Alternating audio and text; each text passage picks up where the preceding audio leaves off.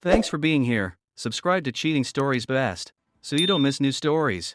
A wife was discussing with her girlfriend how her husband wasn't as cool as her new. Today's story has a similar plot. Enjoy watching it. Consider that in many significant events, the small details can make all the difference. In 1986, the Space Shuttle Challenger was lost due to a cheap O-ring that probably only cost a few dollars. This resulted in the deaths of 7 people and the loss of hundreds of millions of dollars. Similarly, it is often mentioned that a blood clot, sometimes so small that it can only be seen under a microscope, can kill a person. When blood flow to a critical part of the brain is blocked, life can be lost to a microscopic piece of sticky cells. A small patch of black ice on a dry road can cause your car to lose control and crash. The wheel turns, control is lost on a sharp turn, and death can occur. This list could go on endlessly. Some small, often invisible thing can ruin a major undertaking.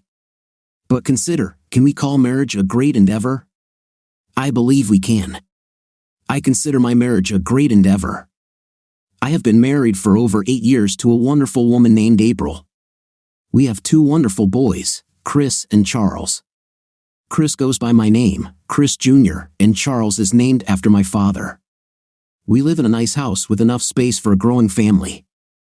I don't have a college degree, but I have a good job as a master mechanic. My talents and skills provide for us.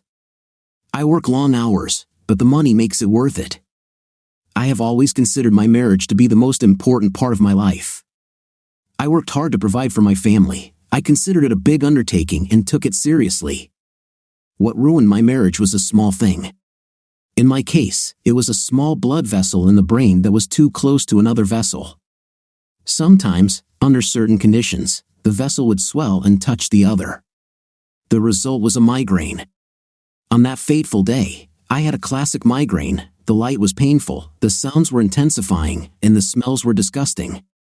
It started suddenly and without warning, just a blinding pain that took me by surprise. I immediately understood what it was.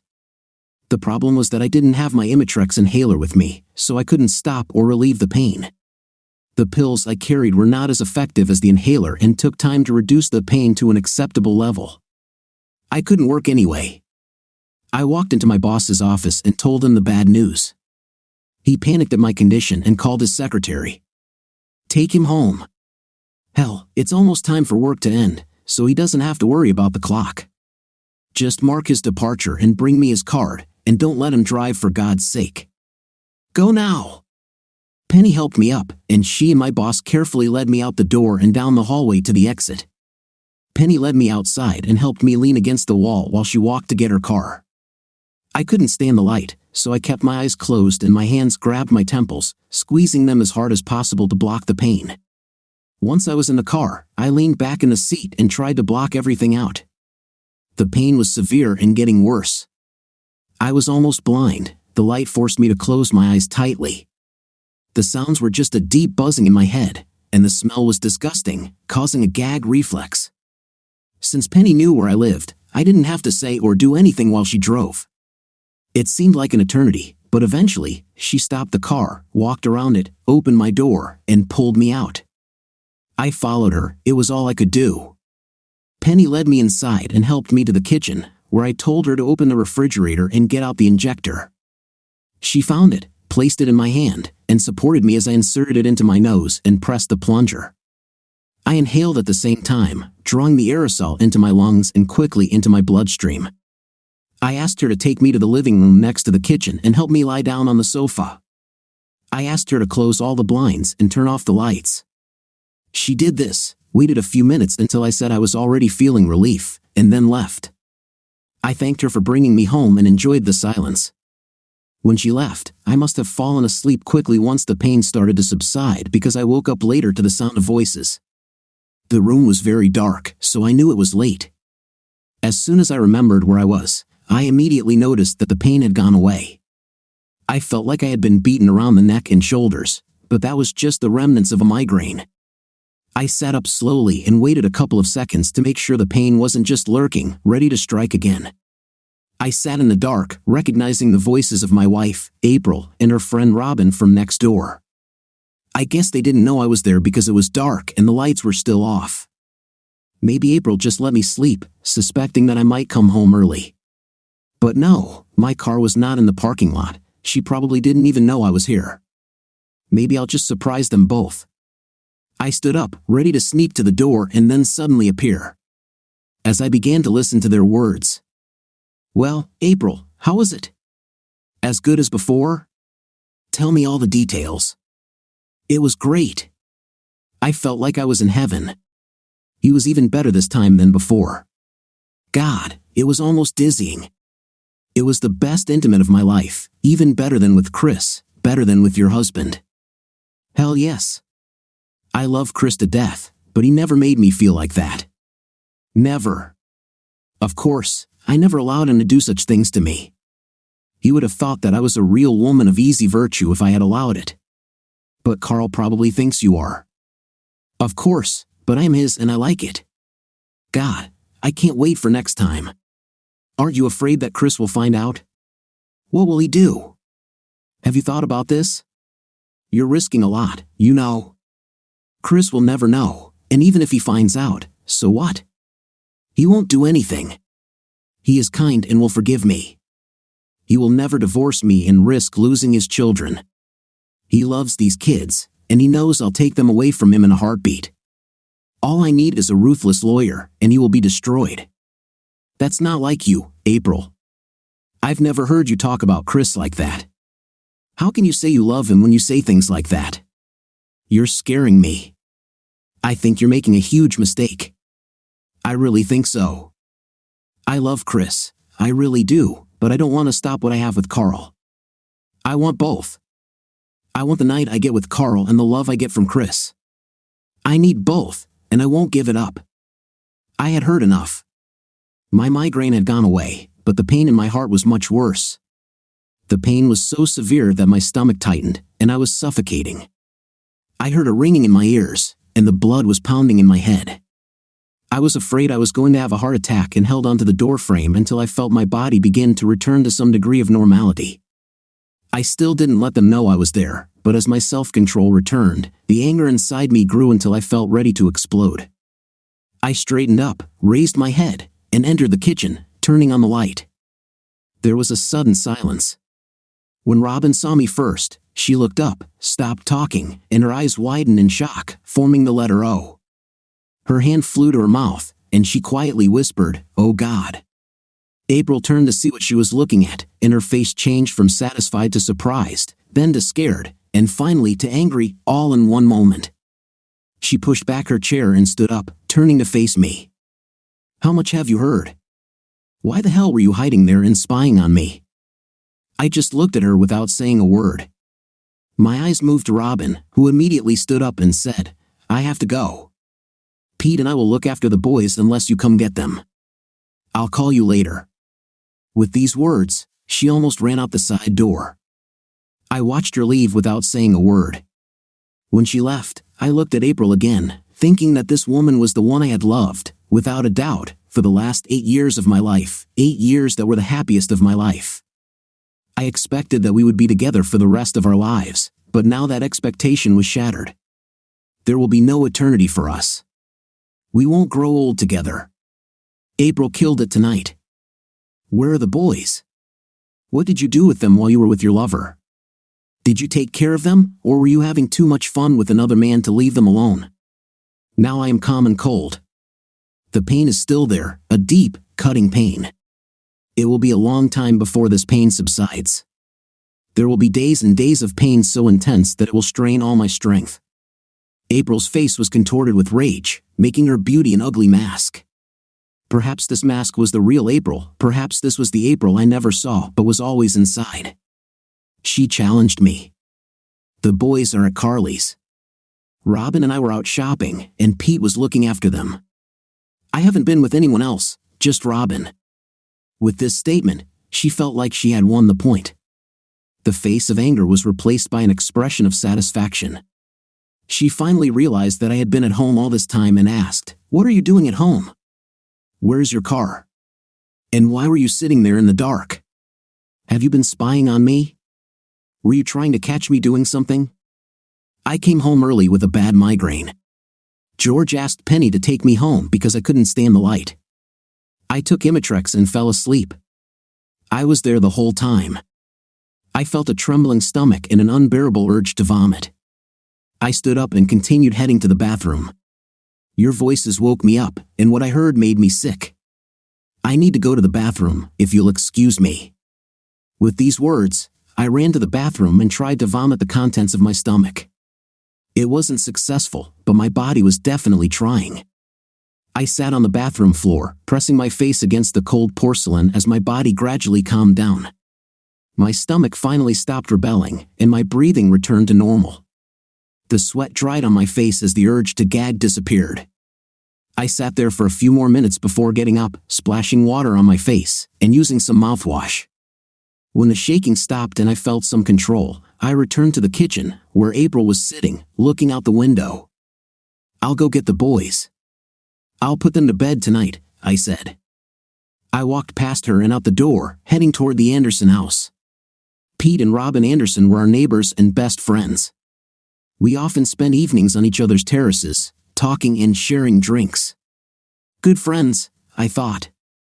I wondered what Pete knew. I should have asked. I walked up the steps to their back door, knocked once, and entered. Robin sat in the kitchen with a cup of coffee in front of her, talking to her husband. It looked like she had told him everything. He looked at me with an expression of pity on his face, while Robin just looked scared. I came to pick up the boys. "Are they ready to go home?"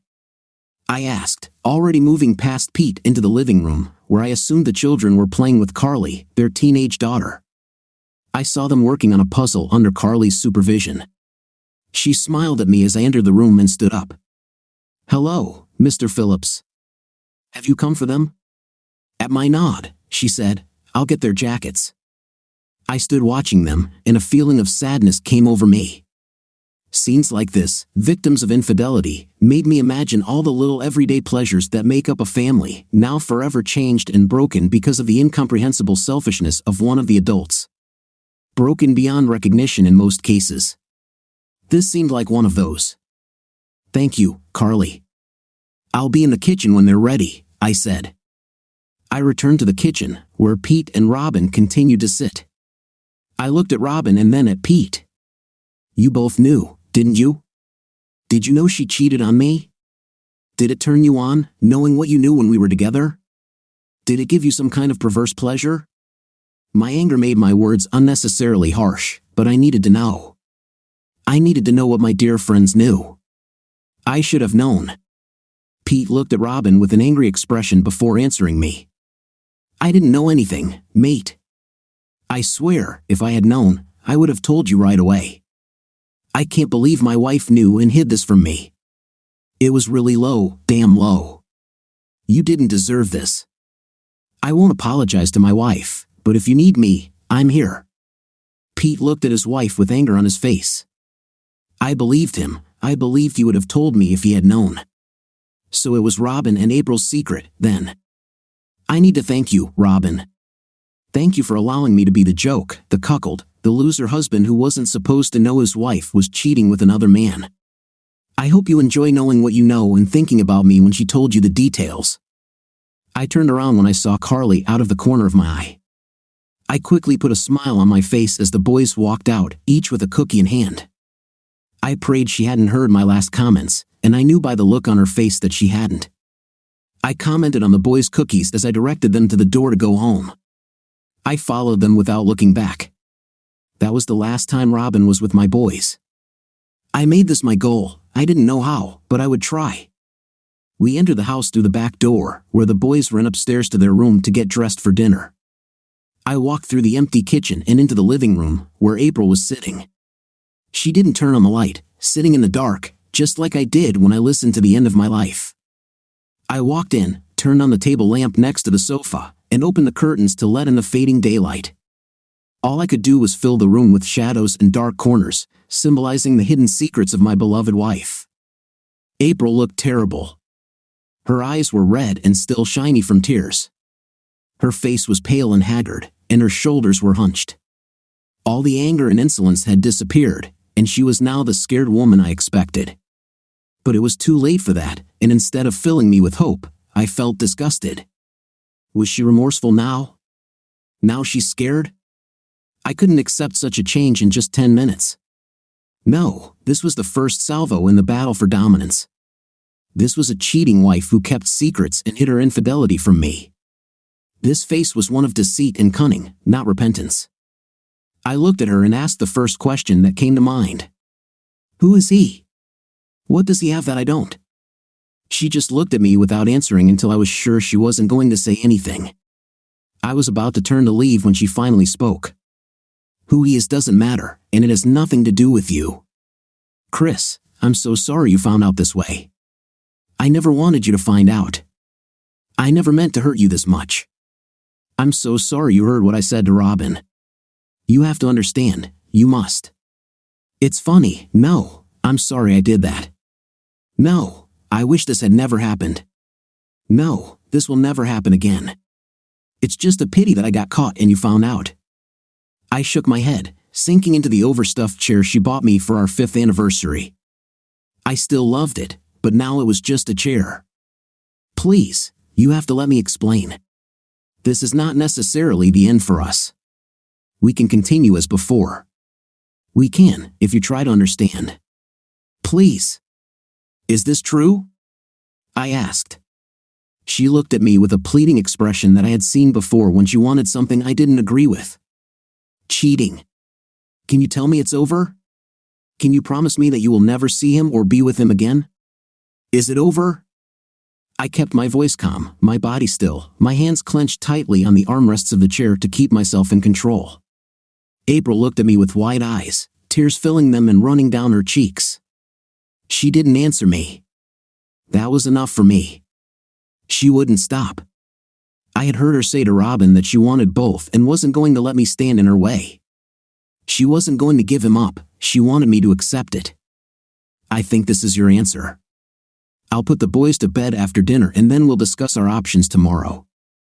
I will pack my things and leave home. I think I'll stay with my brother. I got up and left the room to go to the kitchen.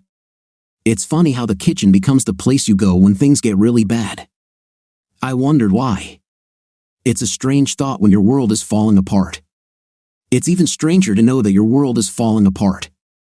April got busy making dinner for us while I took the boys to the playroom and spent an hour or so with them, just enjoying their company. We were playing one of their games when April called us over for dinner. We went upstairs with a lot of noise, and I sent the boys to the bathroom to wash their hands. Ordinary things hold on for them, dinner that night was tense. The boys were as boisterous as usual, enjoying each other, oblivious to everything on their plates and life in general. Compared to their parents, who sat quietly, each in their own world, thinking about the consequences and decisions that needed to be made. Ah, the joys of growing up and leaving childhood behind. Why do children always want to grow up? They do not understand. They see the freedom that adults have and think that it is unlimited. They see decisions that need to be made and do not see the consequences of those decisions. They see the independence of adults and associate it with a lack of rules. Adults know better. On the other hand, some don't.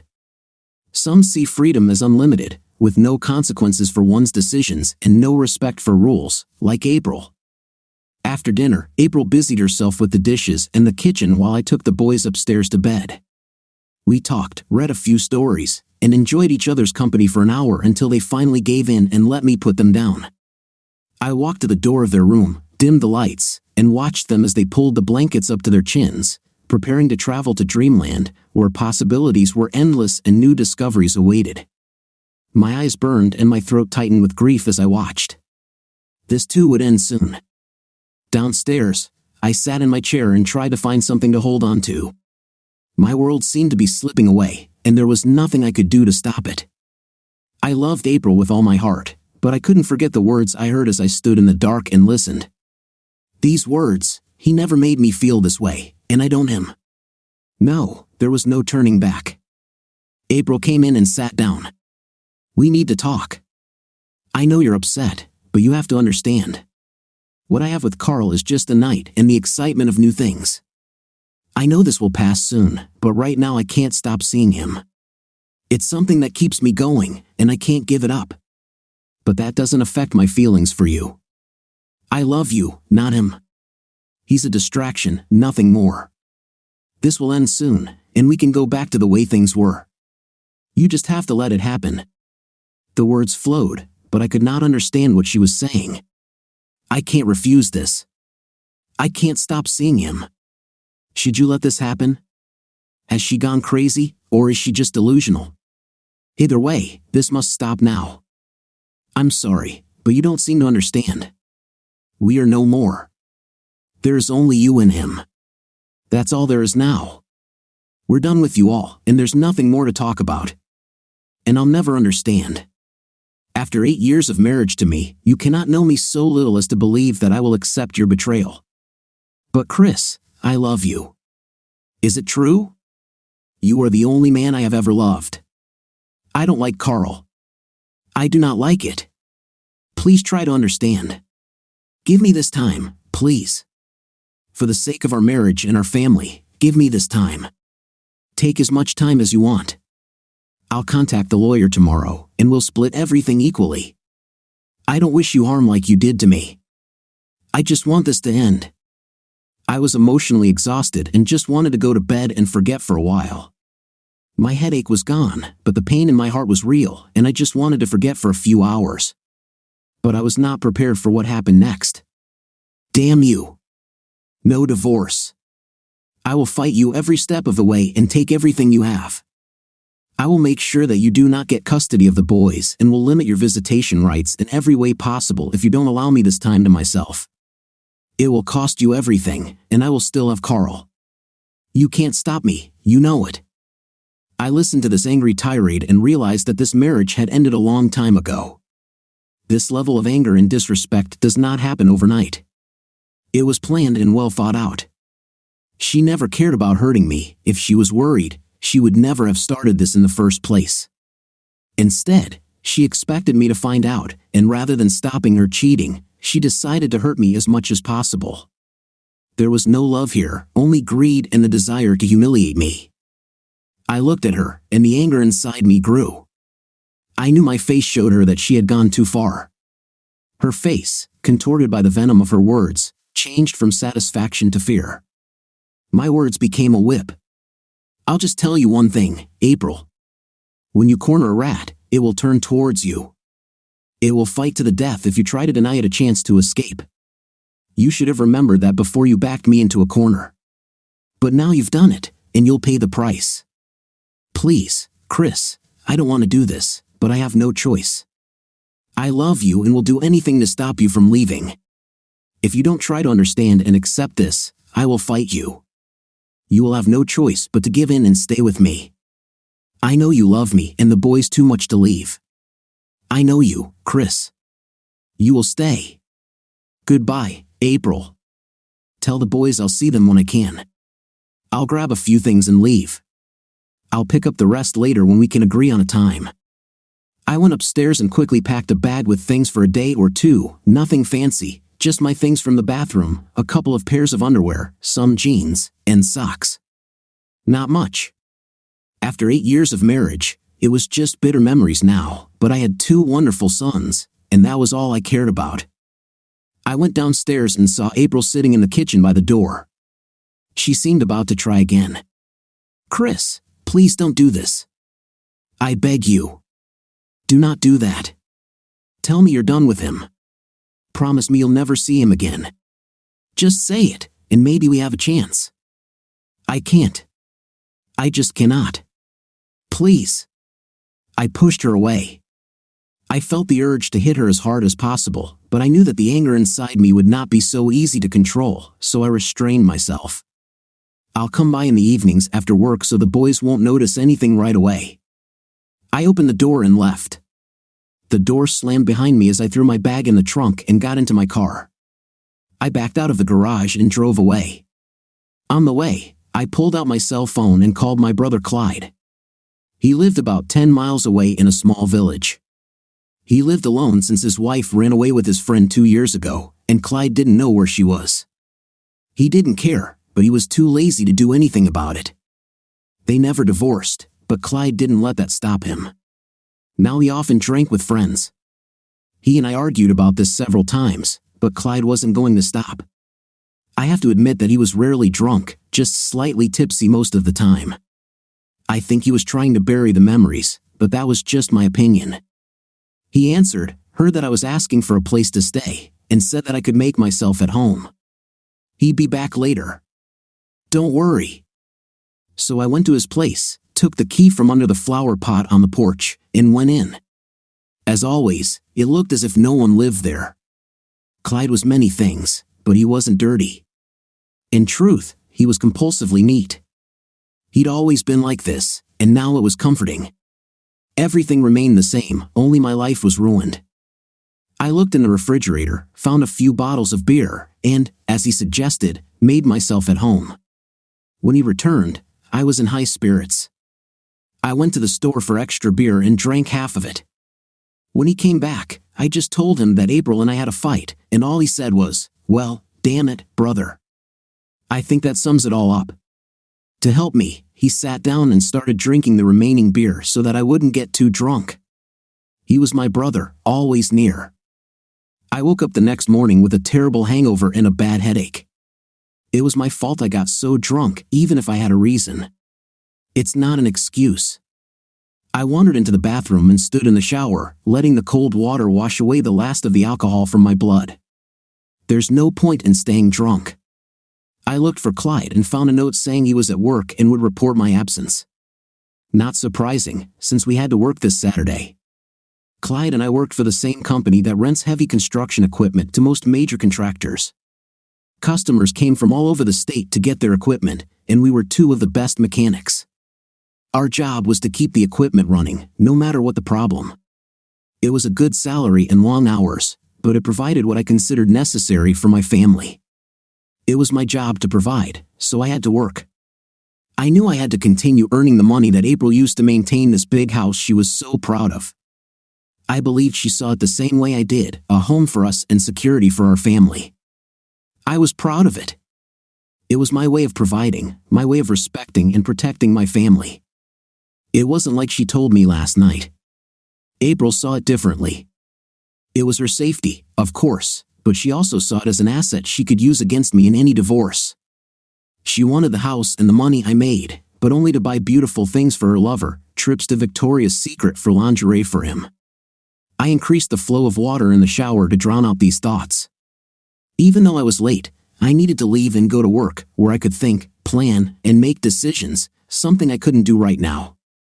April was already thinking about it. It was clear from her words last night that she had planned everything in advance, knowing I would be stunned by the shock of her betrayal when I found out. She knew I wouldn't think clearly then, so it was all planned, hit me with a divorce strategy to take everything from me, make it about hurting the children, and make me feel guilty if I didn't approve of my wife sleeping with another man. She stacked the deck against me to force me to let her sleep with another man. She thought she was smart, she had a good thing and wasn't about to lose it because of a jealous husband. I got dressed and grabbed a box of large trash bags. I knew she wouldn't be home this morning, as she was taking the boys to her mother's for a birthday party. I drove to the house and went inside. I took everything out of my closet and drawers and threw it into several large trash bags. I gathered all my things from the bathroom, put them in a small bag, and carried it and the bags out to my truck. I threw everything into the back and returned to the house. I wasn't going to leave right now. I would return home after work and spend time with the children. I had a lot to think about and many decisions to make. One thing was clear, my marriage was over, and I would never touch April again. She was now the lover of someone else, not mine. Thinking about this, I couldn't help the tears that started flowing, and I sat down on the floor in our bedroom and cried. Loss is hard. At work, I threw myself into my tasks and worked through my breaks and lunch. I was happy to bury all thoughts of home, wife, and children under the demands of fuel injectors, timing chains, and fuel pumps.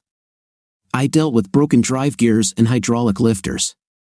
Anything that challenged me, I tackled without complaint. I was like a man possessed and was still working 10 hours later when Clyde tapped me on the shoulder for a break.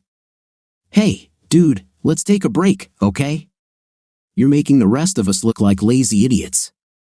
He stood and waited for me to stop with a stunned expression on his face. Sorry, dude, just working to bury myself in this. I don't want to disgrace anyone. Sorry. I must have looked like I was about to burst into tears when Clyde took me by the elbow and led me to the break area. Clyde and I have been close since our parents died in a car accident 10 years ago. Clyde was the best man at my wedding 8 years ago and the godfather of my boys, Chris Jr. and Charlie. I sat down and stared at the table while Clyde brought us both a cup of hot coffee. The coffee wasn't very tasty, but it was hot. Okay, talk to me. Tell me the whole story and don't leave anything out. Start talking. I started talking and didn't stop for the next 10 minutes. I told Clyde everything, all the shame, humiliation, and contempt April showed me. I even told him about the threats she made, the ones she planned to use to keep me from doing anything that would ruin her holiday. She tried to make it impossible for me to do anything to stop her or get back at her without giving up everything. She did it voluntarily, and now she wanted me to accept it. I told Clyde about the look on her face when she humiliated me, how she told Robin about the intim and how wonderful it was, and the contempt on her face as she threatened to take everything away from me. She made it clear that her lover was too important to her to give up. Clyde was shocked. He knew April well, always considered her a good woman and a good mother. Chris never hinted at any problems between them and believed their marriage was strong. Now, seeing Clyde's anger rise, he looked at his brother and saw the pain and suffering he was feeling. It was painful just to see it. Chris was a good man, a reliable father, a great provider, and someone the guys in the garage could always trust and count on. Over the years, he had helped more than his fair share. Clyde's anger began to rise as he looked at his brother and best friend, broken and beaten. Chris, listen to me. You're not going to accept this, are you? You have to do something. Let me and the guys help you. You won't be able to stand it. He looked at me with concern evident on his face, worrying about me. I knew I looked up with a hopeless expression. What can I do? She'll take everything if I divorce her, alimony, house, car, everything. You know I would never take anything away from my children. She uses the children as weapons against me. She knows I won't hurt them, and neither will that idiot she's sleeping with. He's a jerk who thinks sleeping with someone else's wife is okay. They hold me, and April squeezes me. Clyde shook his head and growled, to hell with both of them. You know I loved April like my sister, but now she's made her bed, and she's going to have to lie in it. We'll have to go after them both. We need to find out who he is. This is the easy part. Let me make a couple of calls, and then we can talk. I shrugged. Okay, but I don't know what you think I can do. She won't tell me anything about him, so what? We'll find him, and he'll get what he deserves. And you know you can never get April back. What she did makes it impossible. She'll never respect you again. No way, dude. She's another man's mistress now. I was surprised for a second, but then a slight smile appeared. You're right. She is no longer my loving wife. Last night, I learned how quickly love can turn to hate, and my hatred for her today is stronger than my love for her. Last night, she took it from me and turned it into something that could hurt her. I told Clyde that we talked some more, finished work without overtime, and went to a small bar near work. None of us planned to get drunk, this was business, and plans had to be made. Clyde called a few more people, and we sat down at the table to start making plans. I was amazed at the support I received from these friends of mine. They didn't ask any questions, they just wanted to know how they could help. I thought this was the kind of devotion I felt towards my wife, but that was a lie. Together, we thought through and developed an actionable plan. At 7 p.m. that same day, I turned into my driveway and entered my house. It was funny, as I entered, I realized it was no longer a home. It was just a house. I walked into the kitchen, took off my jacket, and walked into the living room. There I saw April sitting in a chair, watching Chris and Charlie, our 5-year-old twins, playing a video game. I stood there for a moment, imprinting this picture in my memory. It wouldn't be like this anymore. I looked at April. She watched me while I looked at the children, a slight smile on her face, a smile that I now understood showed her contempt for me and the whole wholesome scene. It was all a lie, a huge lie in which she was a liar. I could see and understand now. I returned her glance but not her smile. When I turned away, she looked down. I went into the kitchen and looked into the refrigerator. I grabbed what looked like leftover fried chicken and mashed potatoes and put them in the microwave to reheat. I wasn't hungry, but I needed something to do. I had planned to talk to the boys before they went to bed, but Clyde talked me out of it. I had to put it on hold for now, but when I talked to them, it would be the first step in a battle that started with April. I would no doubt lose, but I would die fighting. I sat down with my plate and began to eat slowly. Nothing tasted good, but it was necessary to maintain strength. I had to be smart. I was about halfway through when April came in and sat down across from me. I glanced at her but returned to my plate and continued to eat methodically, chewing slowly. I said nothing. I had nothing to say to her yet. Are you calmer after last night? Can we talk like civilized adults now? I looked at her in surprise. Civilized adults? What about a cheating woman and her cuckold husband? It was more realistic to say that. Instead, I decided not to say anything. Aren't you going to talk to me now? Are you going to act like a child and remain silent? I had a better opinion of you than this, Chris. Now we need to think about the children. Am I really their father now? I wonder. Maybe I should check this with some tests. Nothing more, no anger, just a simple statement. April's face darkened with anger, and she was about to say something when I simply said, "Watch out, April. The children will hear you if you start screaming." Do you remember the children? The ones you accused me of forgetting last night when I got angry? Well, now you need to remember. You have to think about what you've done to their world. You didn't just sleep with another man, you destroyed this family. Think about it, April. April stopped, lowered her voice, and hissed, "You don't seem to have thought much about what I said last night. I expect you to overcome this and get back to your normal life. Nothing will change here at home. I still love you, and you are my husband. That hasn't changed. Neither you nor the children will be deprived of anything.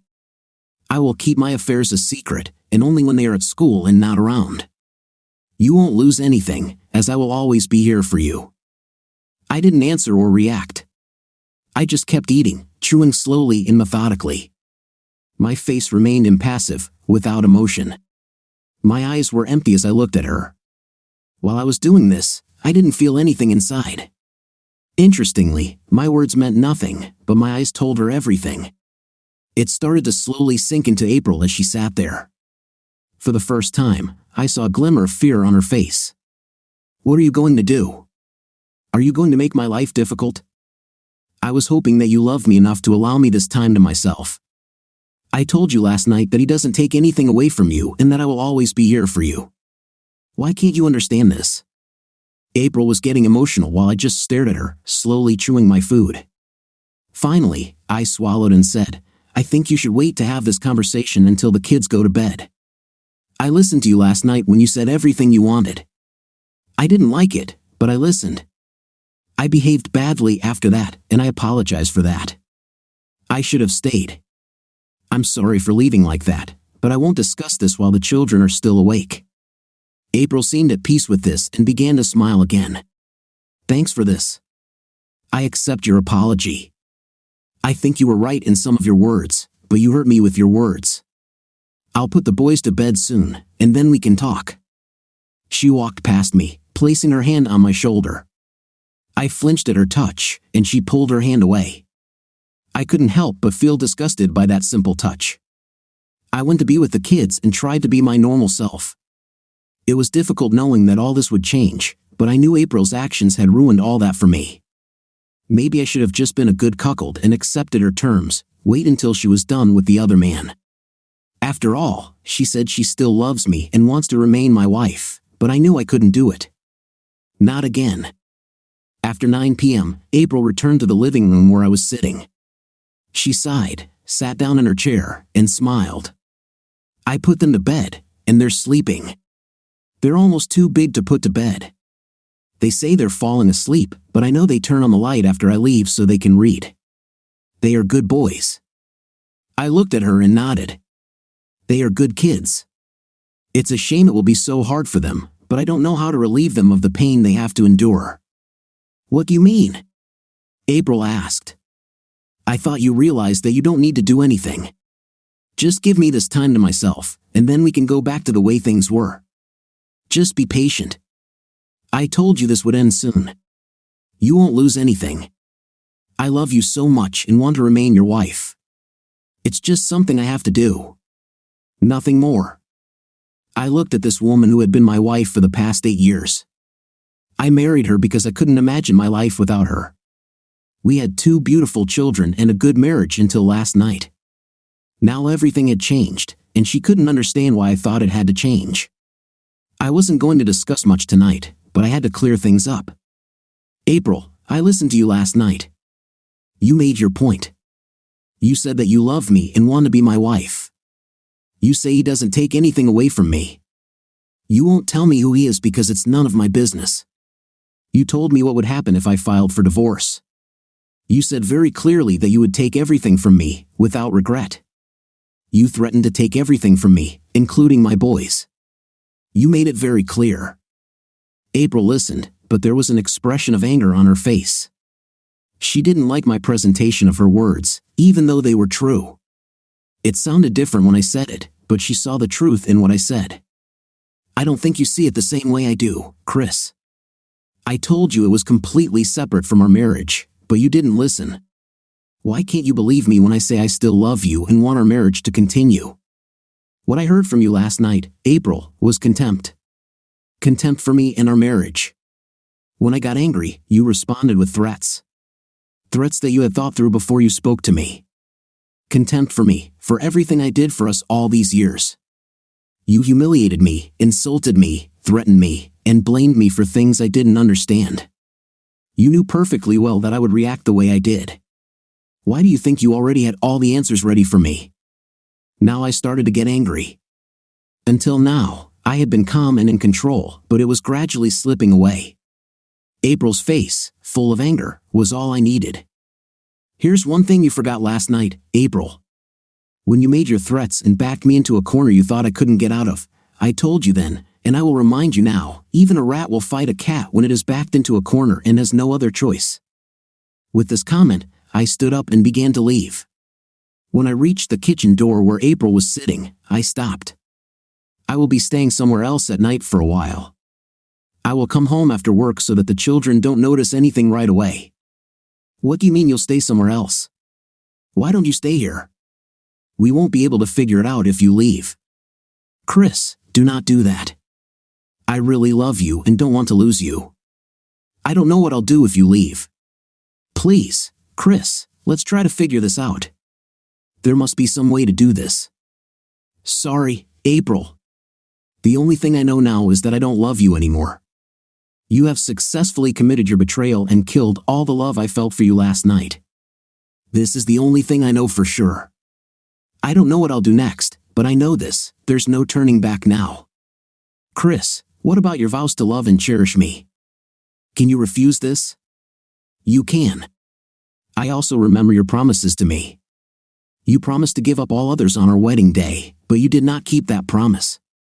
You promised to love only me, but you gave what belonged to us to him. I provided for you, loved you, honored our marriage vows, and gave you everything I had. This turned out to be not enough. You gave what was mine to someone else, destroyed my love in the process. So yes, I can give this up. You destroyed it and left it in tatters. I can and will leave, just not right away. I left and went to Clyde. He agreed to let me stay as long as necessary. I needed time to finish what we started. Soon it would all be over, and I would start my new life. Over the next few days, I worked and spent evenings with the kids, but I didn't say anything to April. She tried to talk to me several times, but I just walked away. On one occasion, she screamed at me, but I just took the keys and left without a word. At work, during a break, one of the guys came in and told Clyde that everything was in place and they should have something within a few days. All we could do was wait. Just be patient. Nothing changed until the next week. I came home every evening to an increasingly nervous April. The kids didn't seem to notice anything unusual, but Charlie asked if I was working anymore. When I asked what he meant, He said he only saw Dad for a short time in the evenings. I assured him that we would do something this weekend. Charlie seemed to accept this, and the little crisis was over. April kept asking me questions, but now I just ignored her and left as soon as she put the kids to bed. When she came down, I was no longer there. At the end of the week, Clyde walked into the break room and sat down. He handed me a folder. I looked at him questioningly, but he just shook his head. I opened the folder and read the short report. It was 2 sheets of paper with one name on the top of each page, Carl Cummings. That's his name.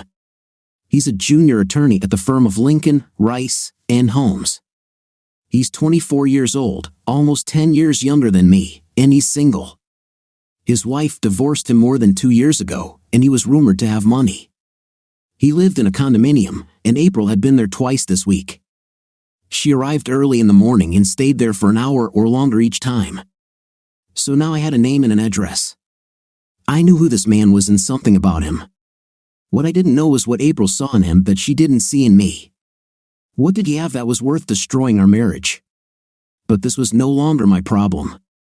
This would have happened if she had come to me earlier and told me about the betrayal, but not as a fact that I should accept without question. Okay, so what now? What do I need to do to put this into action? I looked to Clyde for advice. Clyde seemed to be the one in charge, although that was my problem. I was lucky to have friends and a brother like Clyde. It turns out that being a good guy and working hard at my job was enough for my true friends, and I needed them now more than ever. It's already started. The first lesson will be given this evening. I'll call you at home when everything is done. Just keep your phone with you. As soon as I call, you can tell her and put an end to this crap. Fine. Knowing that everything had already been done, I did not feel any satisfaction. This was not the way I wanted to solve this problem, but April and her lover had me cornered, and now I fought the only way I knew how. I wasn't a lawyer or a doctor or anyone who could come up with a complicated plan.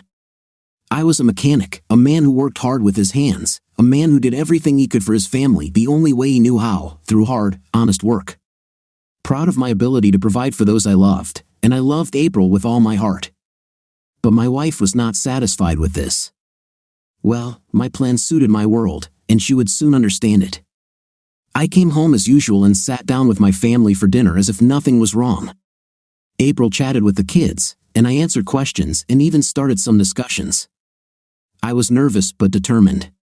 After dinner, I spent time with the kids, playing video games and helping with homework, an ordinary husband and father. April finished washing the dishes and joined us, seeming more relaxed. As I looked more like myself, she began to think that everything would be fine. While Chris was playing video games with the boys, Carl Cummings had just left his office building and was heading to his car to go to his apartment on the other side of town. He thought to himself about what April was like the last time she was with him. When he asked her what happened after they showered, she said her husband found out.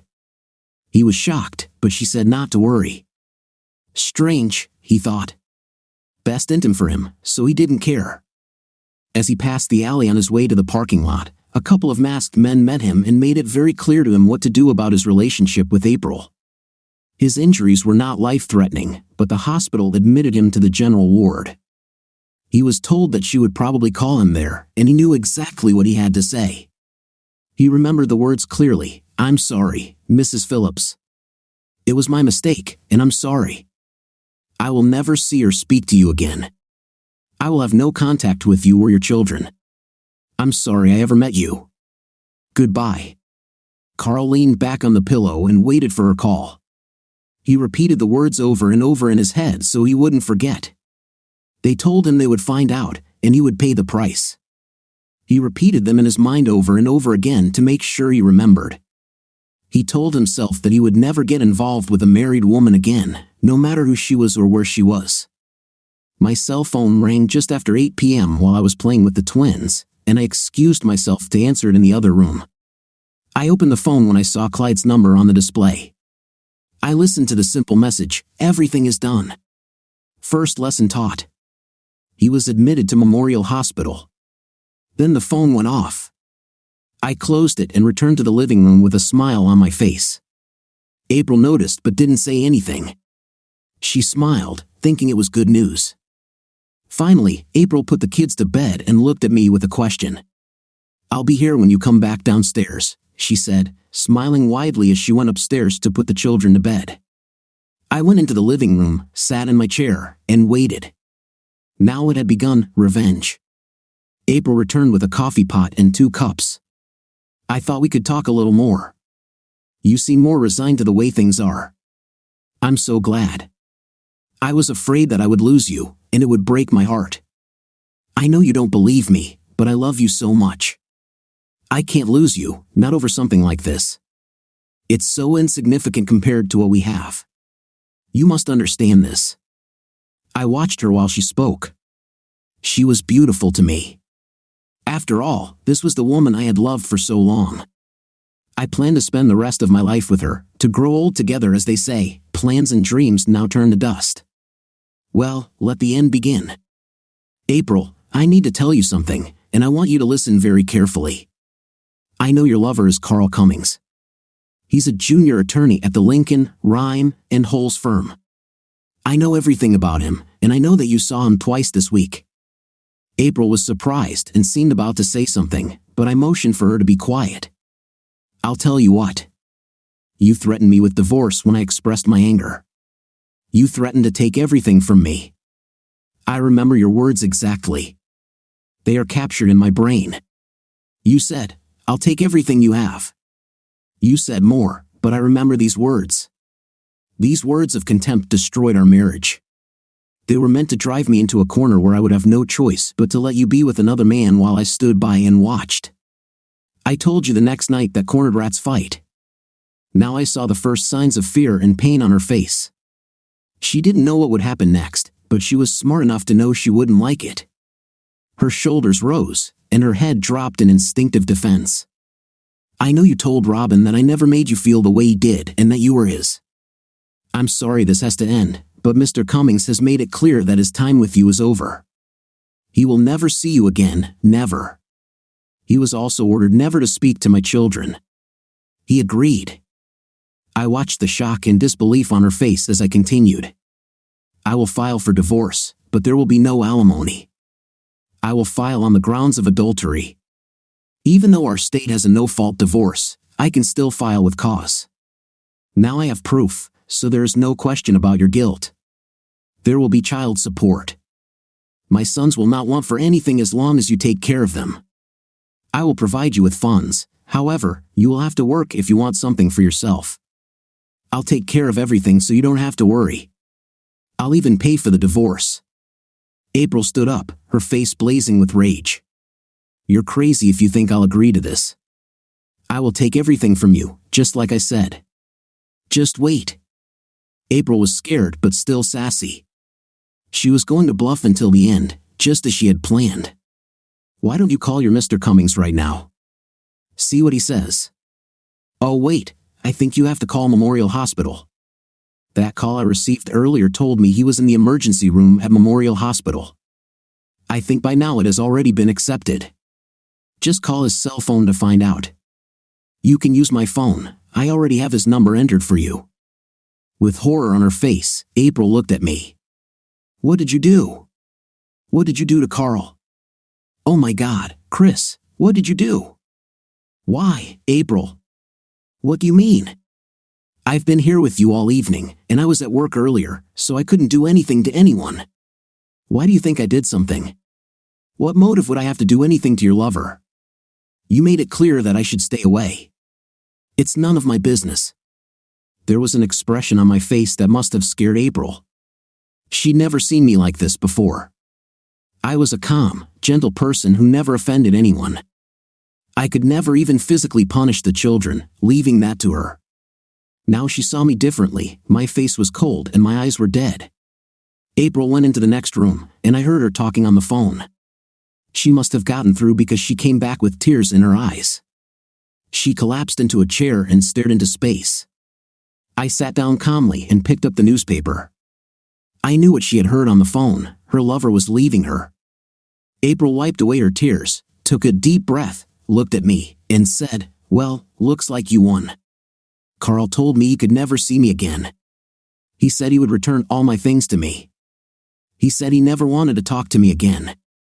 Well, it looks like you don't have to worry about anything now. Looks like you got yours.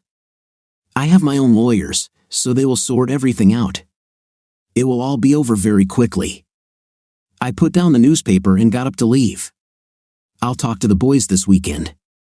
We'll explain to them why we're getting divorced. Maybe they're old enough to understand. If not, they will grow up and remember. As I was leaving, I looked back and saw April sitting and crying. If I remember your words correctly, April, you said that your affair was something that would soon pass, and then everything would return to its place as it was. I laughed a bitter, angry laugh. You are still young and beautiful, April. Maybe you will find someone who will tolerate your sick fantasies, someone who wants an open marriage, someone who will let you sleep with as many men as you want. I couldn't, but that's just me. Good luck. The children don't understand this, but we understand. Adults must live with the consequences of their actions. The consequences suck. What do you think of our story today? In my opinion, the situation was quite unpleasant from the husband's side, because overhearing your wife telling others about how bad you were is the most disgusting feeling possible. What's your opinion? Write in the comments. See you in the next video.